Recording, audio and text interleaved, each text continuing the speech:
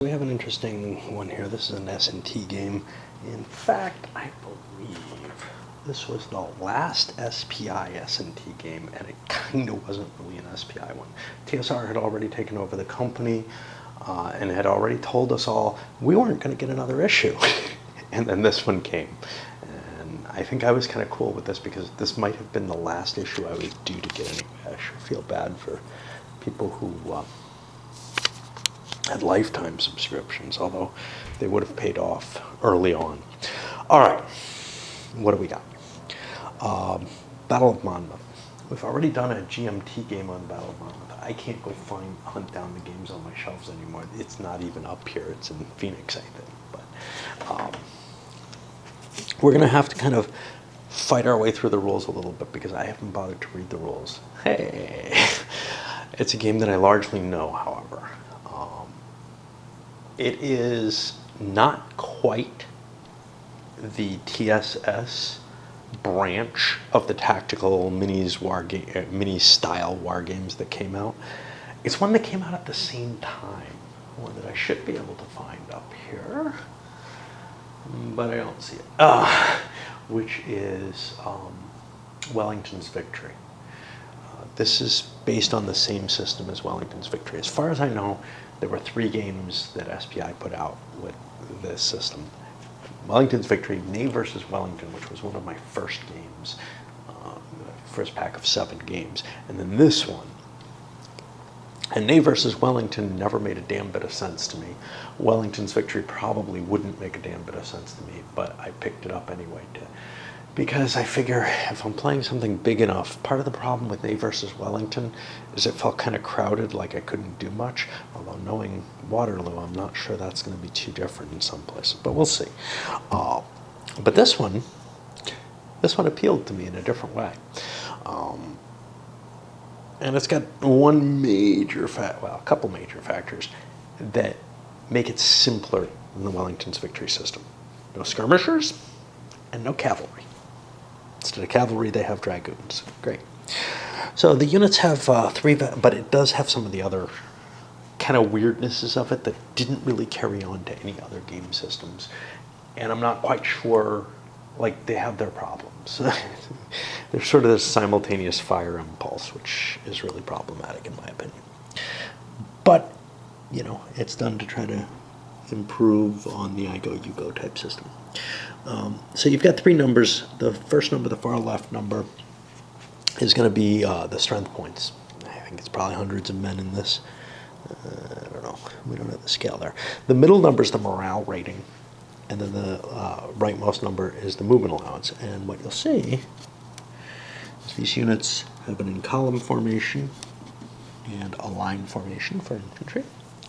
Artillery, let's see if we can find one, has a unlimbered and a limbered formation. And then the dragoons are just dragoons. They don't have anything on the back. Leaders also have 3 numbers on them.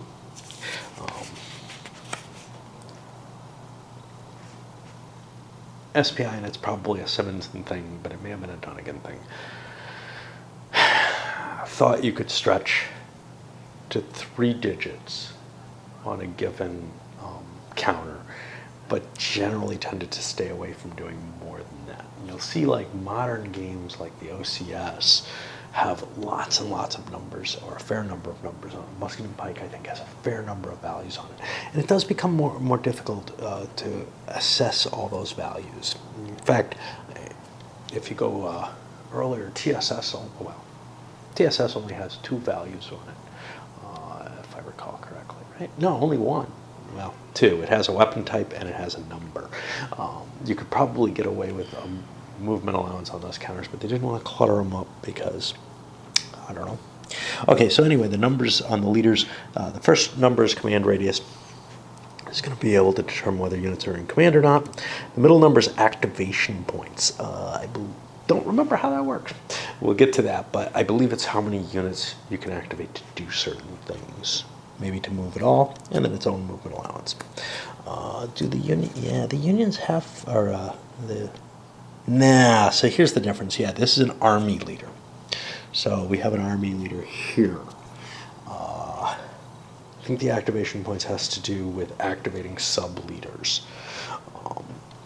And then the actual brigade leaders have in the middle instead a morale bonus, which is, I think, can only affect things that are in their hacks, but I'm not positive about that. Yeah, I probably should have, read these.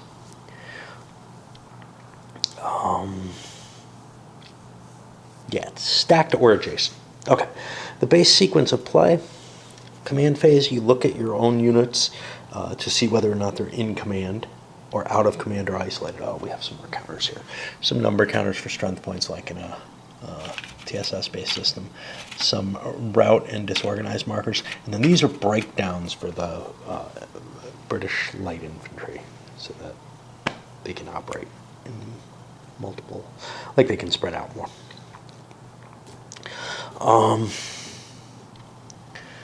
You spend activations from your army leaders to activate brigade leaders and all their units that are in command. Then the non-phasing player is allowed to try to rally his units, and any that are still routed move further. This is a little weird. If you look at the TSS system, that rally phase is at the back end of a player's movement phase. It's not really any different here, except that when you're ordering units to move forward, you don't know which of your enemies have rallied yet. So I don't know how much is gained there. March phase, you're allowed to move your units. Nothing too exciting there. Reciprocal artillery. Okay, so here's where things start getting weird. Instead of a defensive fire followed by an offensive fire, which makes perfect sense to me, what you do is you pick one side of the map, basically, and you fire a unit from that side of the map. And then the other person can pick either on the same side of the map and kind of follow you, or pick the other side of the map and start shooting from there. And you basically trace, so like if we had a solid line going down here, and that works probably pretty well, and it works in Navy versus Wellington, it probably works fine in Wellington's victory. Let's say I'm the Continentals and I fire this unit. Well, the Brits might want to fire a unit over here. On the other hand, they might be able to catch up and beat me. So, like, if they have a sparser amount of units, they may start shooting down here, which will mean you have to follow an order from one side of the map to the other, basically. And some weirdness to that. But anyway, the phasing player makes the first choice, right? No. You roll the dice to see who fires first, and basically you alternate back and forth, taking one shot at a time. You'll be using this fire combat table, which, again, doesn't worry about comparing a weapon type to a range or anything like that, like the TSS system, but that's kind of sensible. Your artillery is probably mainly smoothbore, and probably it's not all the same weight, but anyway. And the muskets are essentially interchangeable. You'd have to go into a fair amount of detail for a game to start adding rifles into it and such. The Labatt games do that, and they also handle the different types of artillery fire. These games are more simplified, and in some ways more simplified than the TSS games in terms of weapon distinguishment, at least. So what you do is you look up the column for the type of unit you are. So infantry at maximum range. I think infantry can fire 2 hexes, and that's their maximum. You look at the number of strength points that you're firing. The firing unit type, A, B, or C. What does that mean? Artillery, British, colonial. And the British are going to have generally better fire by a little bit, probably. And then you roll a die versus the target class. It's kind of a complicated system in a lot of ways, but it handles a lot of the issues in a more graphical manner than, say, the TSS system, which is very burgy and has a lot of modifiers over to the side. Instead, here they're kind of baked into this larger chart. So that's kind of interesting. It only works because you're only allowed to fire 1 unit at a time. So you can't sum units, but you can get, multiple fire hitting one unit at a time. The results are going to come down as a morale check. And I don't remember if there's a table for that. I think you just make a roll against your morale, and you either succeed or fail. A disorder result or a disorder route result, in which case I believe you make a morale check. Yeah, I think the morale checks are, I don't remember which way they go. I don't remember if they route you or disorder you if you fail. But the disorder route means that you make a morale check, and if you succeed, you only disorder. If you fail, you route. I would guess the M's are morale checks for disorder, but I'm not absolutely positive of that. And then, yeah, we have the terrain effects chart. For movement, does that have any combat effect? Yeah, we might as well talk about the terrain effects for movement. So you have a stacking limit for certain hexes. The base terrain type will set it up, and you can't have more strength points than that. I think you're still also allowed 2 units per hex, like the TSS system, but I'm not absolutely positive. And then different movement point costs for different types of units in different types of terrain as they cross them.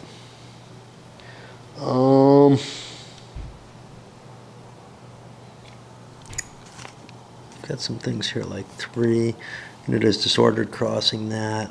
Hedgerow.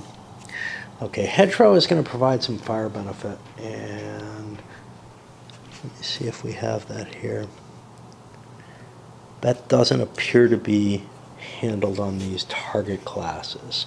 So I'm going to have to find where that is. Basically, if you're sitting behind this hedgerow here, and there's a fence somewhere too, I think. No, maybe not. There is actually a benefit for that. It's been a long time. Okay.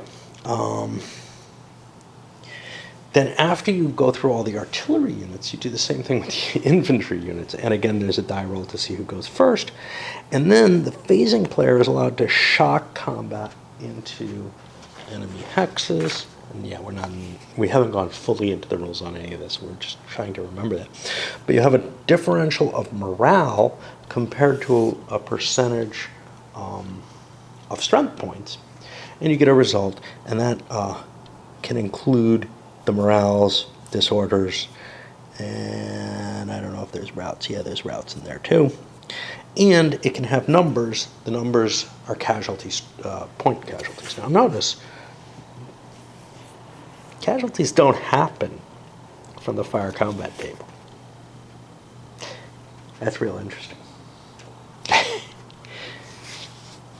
And if you've ever, I don't know, some of the movies that show, the musket fire and stuff, it was so inaccurate at any range, and melee is counting kind of the close range where it stops being terribly inaccurate. It was so inaccurate at any range that like you'd have a whole volley fired at a couple hundred yards or whatever, and a guy or two would drop. But you're not like massacring them like you would later in the real age of rifles.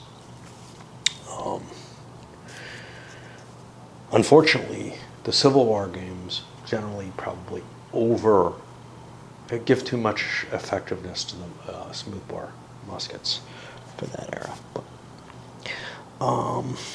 okay. Although maybe these de-emphasize them too much.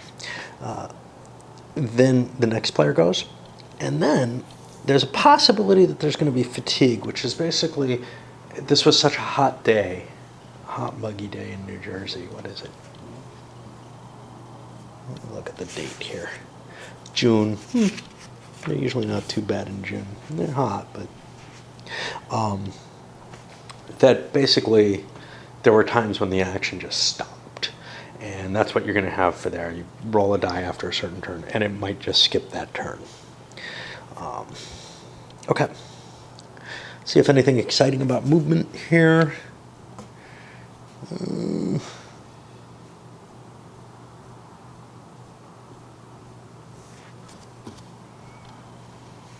Okay. If you leave a hex in an enemy minimum range fire zone during movement, you can be shot at. And this is similar to the withdrawal fire, I think it is, in the TSS systems. If you expend a movement point to change facing during march phase, unless you're using grand tactical movement. Facing is to the hex vertices, and yeah, you actually have to pay to wheel your units, etc. Retreat doesn't cost anything. Command has an effect. Grand tactical movement, if you're on the road, you can march in grand tactical movement. You have to stay at least 6 hexes away from the enemy unrouted units. You cannot exceed 12 strength points per hex in any hex you enter, even in combination with units that are already there. And you have to be in command and activated. And you just stay on a road the whole time. And you're able to move more rapidly. Now, roads already give you... Nope. Roads give leaders a bonus, but in general, grand tactical movement is the only way you get cheaper road movement. And that's the advantage. You don't get extra movement points. You can start grand tactical movement, I guess. But, yeah, if you fail to meet the requirements for it, your movement is ended at that point. So you can choose either grand tactical or otherwise. It doesn't cost you to change facing, but you have to follow the road. Reinforcements can come on in grand tactical. Like I said, you have facing. Cost a movement point to change. You can only basically affect things going into your front 2 hexes. If you're hitting the flank or rear, you're enfiladed, which is a different target class. If you're attacked across a flank or rear, you get an automatic disorder effect.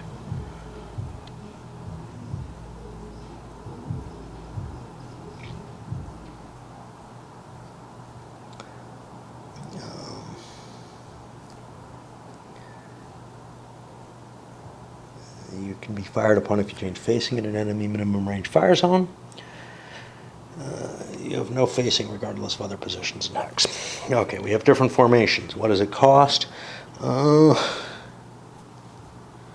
allowed to change formation before movement, and it doesn't cost any movement points. So basically you do it. You can't do the run almost up to the person and then deploy into a line.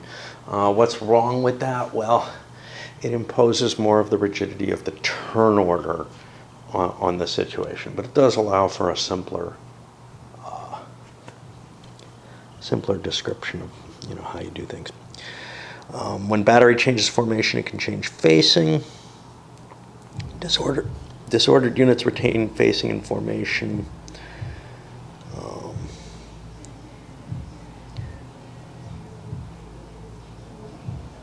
If you change formation in a minimum fire zone, you can be shot at. I think it's in your old formation.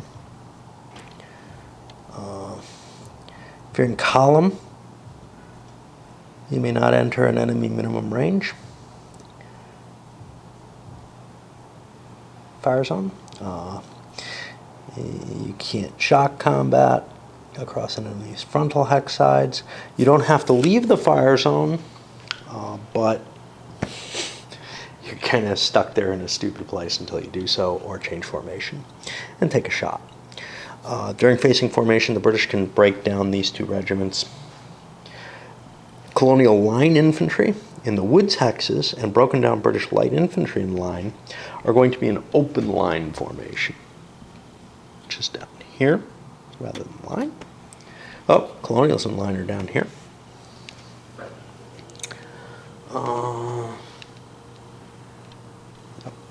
Okay. Generally, you'll be disordered when you enter the woods, unless you're using road movement. Colonial line and broken down British light infantry are not disordered by entering the woods, though. So, I mean, all the colonial units can go in the woods fine, as long as they're not in column and not on a road. And I don't know why you'd not be in column and not be on a road. Joy. Disorder happens before you shock into a woods hex, but after the defending unit can fire at you. Stacking. Okay, so we had some strength point limits due to terrain.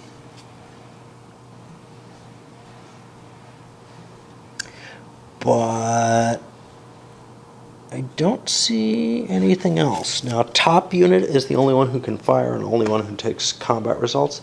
It's kind of interesting always. I never understand, hey, I got a 1 strength point unit, but it's the entire front line. It was always something I liked better in the CWB games. Look, you got a certain frontage there, and I don't care who's on top.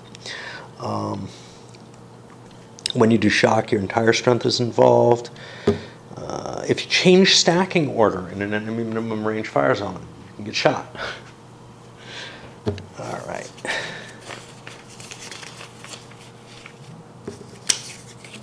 Let's keep looking. Morale. When you make a morale check, you roll a die. If you exceed the morale rating, you fail.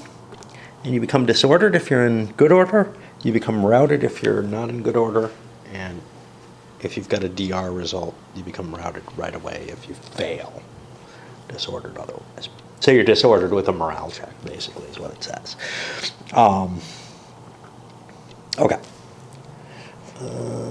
Each strength point or gun that you've lost, which is kind of rare, reduces your morale rating by 1. If you're disordered, it's reduced by 2, making it pretty likely to rout. Leaders have a morale rating. They add to anything that's adjacent to or stacked with. When all friendly units in an adjacent hex are eliminated or retreat from fire or shock combat, you have to make a morale check. This is an additional one. Gee, this is kind of like Hastings that we just played, right? We could see an entire section of the line fall apart at once. I like that aspect in games. It's not always realistic, but, you know. If a unit on top of the stack's eliminated, the next unit down has to make a morale check. Oh, wait, here. However, should any of these adjacent units fail their checks and retreat, their retreat does not trigger still more morale checks. So the whole line won't disappear in this game. Disordered units which are in shock, attacked across a flank or rear hex side, which are in shock, no, which are shock attacked, have to make a morale check as they're being shocked. If the top unit fails its morale check, I think both units are in the same status. Units will recover during the rally phase. Disorder is if you're not in a, gets recovered if you're not in a minimum range fire zone. Unless you're in the woods and you don't belong in the woods, like British regular line, or British regular units. Routed units may rally only if they're stacked with a leader. And these units still must not be in an enemy minimum range fire zone. So basically, your morale deteriorates and it doesn't get better when you're in combat, like close combat or whatever. Fire combat itself, effective range is less than 100 yards. This is why melee is the only effective way to hurt things in this. You need a line of sight. I already explained kind of the back and forth there. Okay, you look at the formation, strength. We already kind of explained this chart. You have a fire zone. Page 7.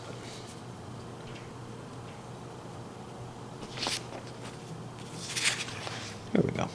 Get a fire zone, and like I said, it just comes out here. For infantry, minimum and maximum range. For artillery, you've got longer range, and it depends on the weight of the gun how far out it goes. I'm looking for these damn hedgerows because I've kind of explained everything else here. And I'm going to leave that alone. A unit can be fired if it voluntarily enters a hex, exits a hex. Yeah.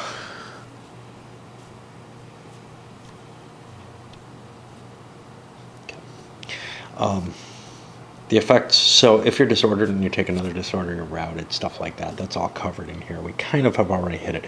This is an interesting period. This is kind of in their rules at the end. They're making it look kind of like the Napoleon's Art of War type stuff, which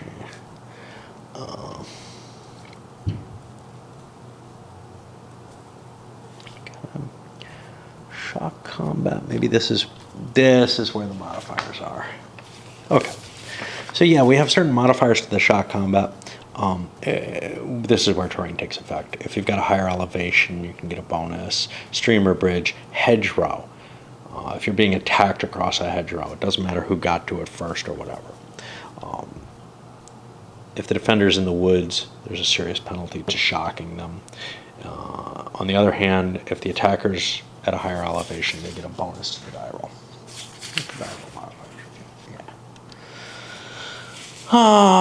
Anything exciting here? Most of this is already covered somewhere else. Retreats are usually 3 hexes. They come from routes, basically. Or due to shock combat. There are these DR results, which are not routes. They're defender retreat. There's also probably ARs. Nope. What's DR? Both sides seem to have DRs. Disorder and retreat. That's what it is, not defender retreat. Awesome. Okay. Colonial units have to retreat in their direction, British in their direction. Lots of little rules on retreating that aren't too big. Artillery are eliminated if they take an M1 DRR or R1 result in shock combat. Completely eliminated. The crewed artillery unit is considered to have 1 strength point for shock combat purposes. Each battery has guns and crew. If it's disordered or routed, the crew is the one that's disordered or routed. And if a limbered battery retreats, they take their guns with them. If an unlimbered battery retreats, it breaks into guns and crew, and the crew goes running off and can be rallied, etc., and brought back into play. Infantry fire and artillery fire at 4 hexes or less affects the crew, which is a class 4 target, which is hard to hit.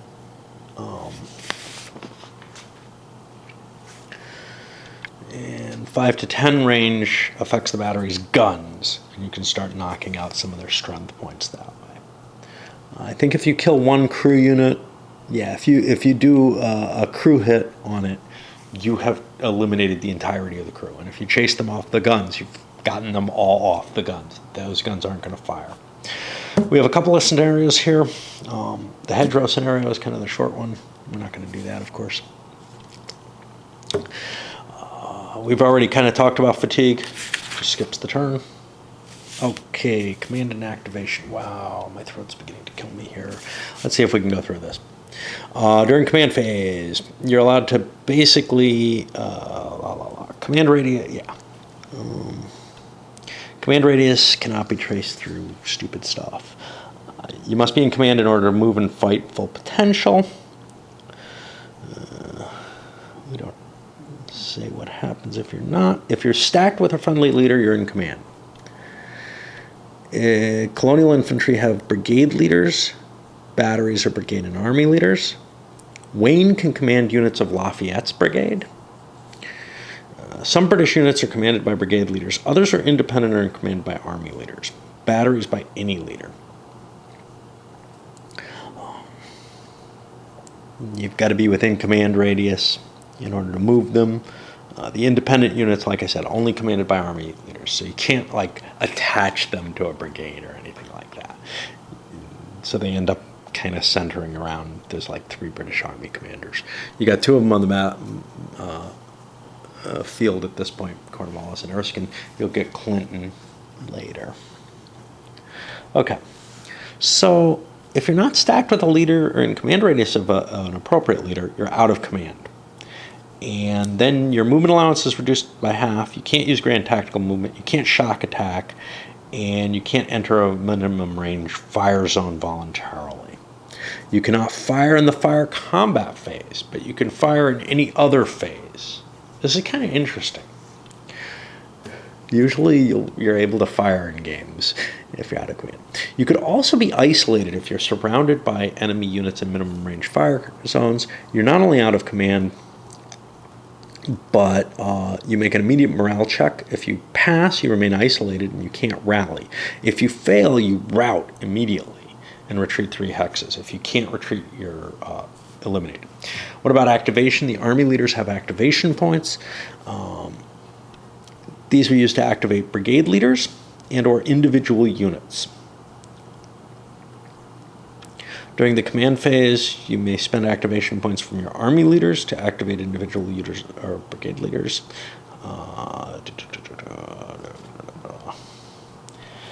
The activated units are in command in order to enter minimum range fire, grand tactical movement, or initiate shock combat.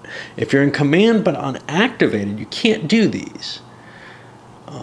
But you are able to do some of the other actions that you can't do when you're out of command, so you can shoot and stuff. If you're activated for the whole turn, both sides. Colonials may only activate brigade leaders of their wing. There will be 3 wings to the colonial army. Right here, this is the advanced wing under that great General Charlie Lee. And later we get what? Greene and Sterling, and then Washington has his own little special existence. Clinton and Cornwallis can spend their activation points for any units or brigade leaders. Erskine can only activate independent units or batteries. A battery that's in command is considered activated for free. You don't have to pay to activate it. So basically, the batteries can attach to whatever the hell units they like, and they'll just operate with that unit. Or, well, they're activated at no cost, so you can move them and stuff at full value, even if you don't activate the unit they're kind of semi-attached to. Rallying. You expend your rally points in order to rally units. Trace line of command. You may rally units or stacks equal to the activation point total within command radius. And I think that just gets rid of disorder or rout. And if you don't rally them, I think they just keep running. Kind of a different status than the other games the bird type games where you roll a morale check to rally anything and the leaders just give a bonus. Let's talk a little about the scenario. There's a Monmouth courthouse scenario, which is an advanced scenario, somewhat larger, and then finally there's the grand battle scenario, which is what we're set up for, and of course what we're going to do. Now, we haven't hit the general lead table. Where's that shit? Okay, so the Monmouth courthouse, you give victory, on all of them, you give victory points for killing things, okay? Monmouth courthouse, that's it. Grand battle, you'll also get victory points. Each of the crossroads hexes, there's 1, 2, 3, 4, I think, in the game. 25, 11, 28, 20, 41, and 38. Yeah, these 4 corners, that's where the battle is going to center. However many of those you control, you get a certain amount of victory points per turn. You also get points. The British get 2 if they control 0716. It's up here, near Molly's Well. And then over here in the center of the courthouse, the colonials can get 2 per turn that they hold that. There's some reinforcements settled in the game. And what about the Charlie Lee table? Why do I not see the rules for that?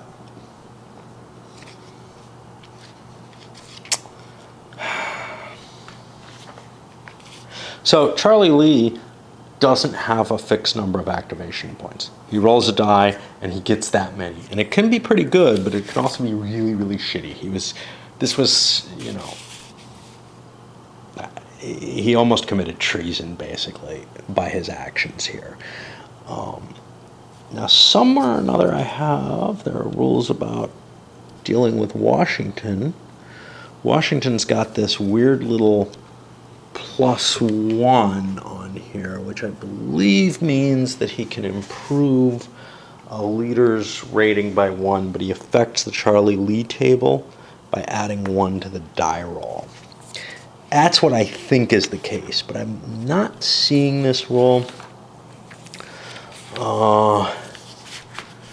And I'm kind of running out of battery. So, there it is. General Lee was unpredictable. During his command phase, you roll a die to see how many command points he has. One is added if he's stacked with Washington. Washington increases the activation point total of each wing commander which he's stacked. Except for Lee, he gets a plus of the die roll. So that's all that is. So yeah, this is an interesting situation. The actual battle situation is kind of cool, and I'll talk a little bit about that too. So what you have is the American army is kind of shadowing the British, and they're having trouble shaking the colonials and feel like to really get their full escape, they're going to have to confront them. So what you've got here is the rear guard setting itself up for that confrontation. And then General Clinton's going to come back with some more of the army and face the Continental Army here. In my own play of it, this is... Mad Anthony Wayne was sort of the hero of this battle. In my own play of this, there's previously, it links to some of the things I may have said elsewhere.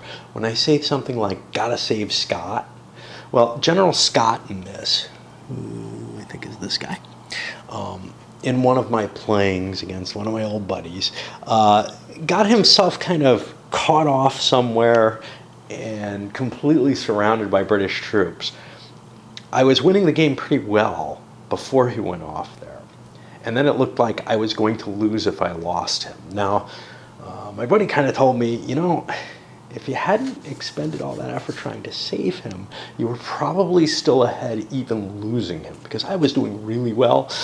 But then I just was throwing everything to try to get him out of there. And it was becoming a very, very close game due to my getting out of command and out of supply there. Anyway, one of my more amusing anecdotes, at least in my own mind, if not in anyone else's. Let's send this sucker up.